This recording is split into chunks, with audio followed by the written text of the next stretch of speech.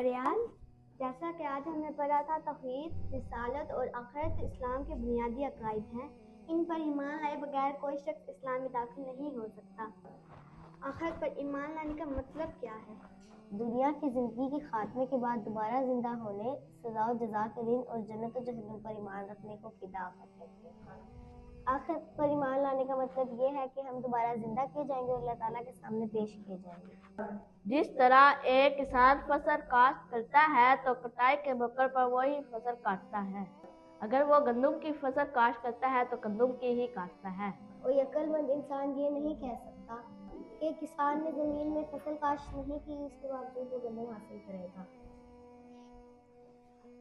جو طالب علم سال بھر محنت نہیں کرتا، اپنا وقت کھیل کود میں ضائع کر دیتا ہے، وہ امتحان میں کبھی بھی کامیاب نہیں ہو سکتا۔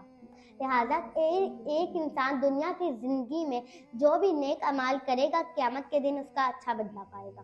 جو اچھے اعمال کرے گا وہ جنت میں جائے گا اور جو برے اعمال کرے گا اس کا ٹھکانہ جہنم ہوگا۔ اللہ تعالیٰ ارشاد فرماتے ہیں، پھر جس نے ایک ذرے کے برابر نیکی بھی کی ہوگی وہ اس کو دیکھے گا، اور جس نے ایک ذرے کے برابر بدی بھی کی ہوگی وہ اس کو دیکھے گا۔ مند آدمی وہ ہے جس نے اپنے نفس کو قابو میں رکھا اور ایسے کام کیے جن کا فائدہ اسے موت کے بعد ملے گا۔ ہمیں دنیا میں کیسے رہنا چاہیے؟ ہمیں سچ بولنا چاہیے، ہمیں کسی کا حق نہیں ماننا چاہیے، ہمیں برے کاموں سے رکنا چاہیے کیونکہ ہر عمل ہماری آخرت بناتا ہے۔